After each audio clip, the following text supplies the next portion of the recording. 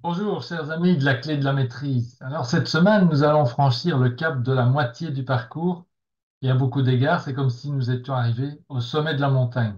Ça pourrait vous surprendre que je parle déjà du sommet alors qu'il reste encore 12 semaines à parcourir après celle-ci. Pourtant, c'est logique. Regardez, toute personne qui a déjà gravi une montagne sait bien qu'atteindre le sommet, ce n'est qu'une étape sur l'ensemble du parcours et qu'il peut même arriver que la descente soit plus difficile et plus délicate à parcourir que la montée. En sera-t-il de même ici, dans la formation de la clé de la maîtrise et Alliance Mastermind? Pas nécessairement. En fait, ça pourra être différent pour chacun et chacune d'entre vous et dépendra du degré d'engagement que vous avez atteint, de la foi qui vous anime pour acquérir cette fameuse clé de la maîtrise et du niveau de pratique que vous avez construit au fil des semaines.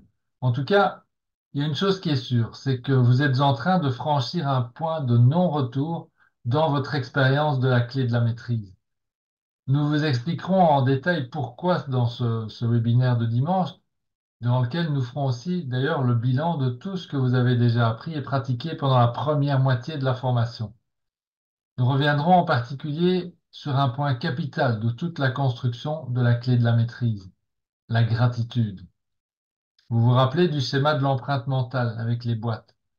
La combinaison des pensées, des sentiments et des émotions construisent les croyances qui entraînent nos actions, qui elles-mêmes entraînent nos résultats. Nous pourrions dire qu'il s'agit d'une représentation fidèle de la loi de cause à effet, que Marc appelle d'ailleurs la loi du karma.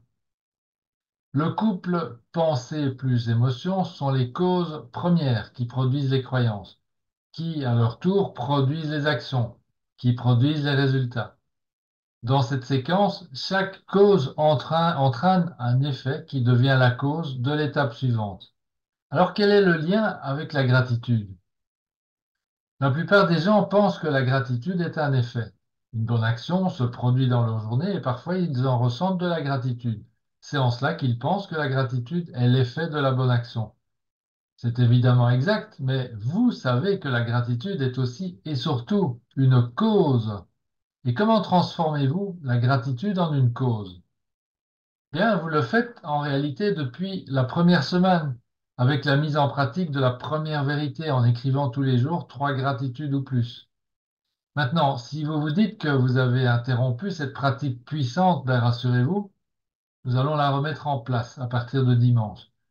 Mais revenons à notre question, comment transformer la gratitude en une cause?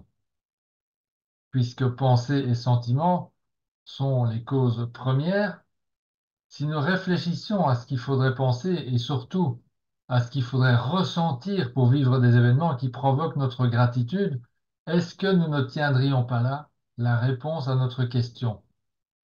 Et oui, évidemment, c'est si simple, ne trouvez-vous pas?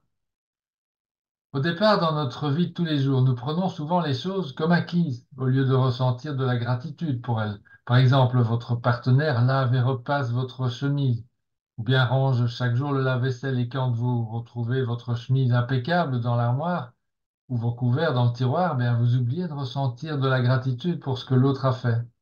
Mais si nous créons l'habitude de ressentir de la gratitude pour toutes ces choses simples et pour toutes les autres choses qui se produisent dans notre journée, que se passera-t-il? Eh bien, la loi de la croissance va se mettre en route. Ce sur quoi nous maintenons notre attention grandit. Et qu'est-ce qui va grandir dans notre vie? La gratitude, évidemment, et les événements de notre vie qui l'accompagnent. Chaque fois que nous ressentons de la gratitude, nous sommes en train de poser une ou plusieurs nouvelles dalles blanches sur la route de notre futur soi. Et il y a encore mieux. La loi d'Emerson, pour recevoir plus, je dois donner plus. Mais qu'en est-il si je n'ai rien à donner? C'est la nouvelle habitude, la gratitude, qui va résoudre ce dilemme. Vous avez commencé à créer cette habitude dès la première semaine avec la première vérité. Et nous allons la reprendre à partir de cette 12e semaine ou la renforcer si vous avez poursuivi votre pratique depuis la première vérité. Nous vous demanderons donc d'écrire trois gratitudes par jour, une par fils, sur des choses qui se produisent dans votre journée. Les répétitions ne comptent pas. Ça va élargir votre perception du monde et en vous amenant à remarquer de plus en plus de choses pour lesquelles vous ressentez de la gratitude, jusqu'à ce que la loi de la croissance prenne le relais. À partir de ce moment, vous pourrez être en gratitude pour tout. Voyez-la, ressentez-la, et plus vous le ferez, plus les choses dignes de gratitude vont arriver. Elles arriveront bientôt en abondance dans votre vie, et c'est là que des choses inexplicables vont commencer à se produire. À partir de là, vous commencez à recevoir des choses que vous pourrez donner. Encore plus de gratitude arrive dans votre vie, et vous êtes dans le courant de l'abondance où les choses arrivent sans effort. Donc, vous écrivez 3 fiches de gratitude ou plus chaque jour et vous mélangez ces fiches dans vos 2 piles de fiches reprenant vos réalisations et les tâches de votre plan d'action. Nous sommes en train de construire une progression avec vos fiches. Donc, continuez à les consulter chaque jour. Vous pouvez les lire toutes à chaque fois, mais ce n'est pas obligatoire. 15 à 20 secondes suffisent à en lire 8 ou 10 à chaque fois. Alors faites-le au moins 2 fois par jour, mais 4 ou 5 fois, c'est encore mieux. Nous parlons ici de 1 à 2 minutes par jour. Il est si facile d'oublier toutes les belles et bonnes choses que nous avons faites à toutes les étapes de notre vie. Donc, continuez à regarder ces fiches régulièrement et ajoutez-y 3 gratitudes par jour. Répartissez-les entre les 2 piles. Tout cela, c'est la connaissance mise en pratique. Rappelez-vous, la connaissance ne s'applique pas d'elle-même et nous devons donner d'abord avant de commencer à recevoir. Nous voulons que vous deveniez la personne que Arnold décrit en 11-21, donc partie 11, paragraphe 21. Je lis.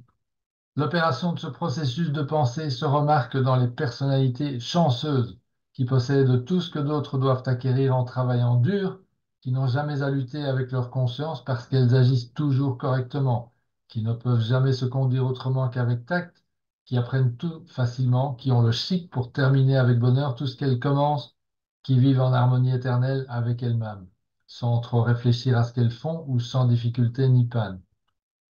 Donc, continuez à regarder vos fils.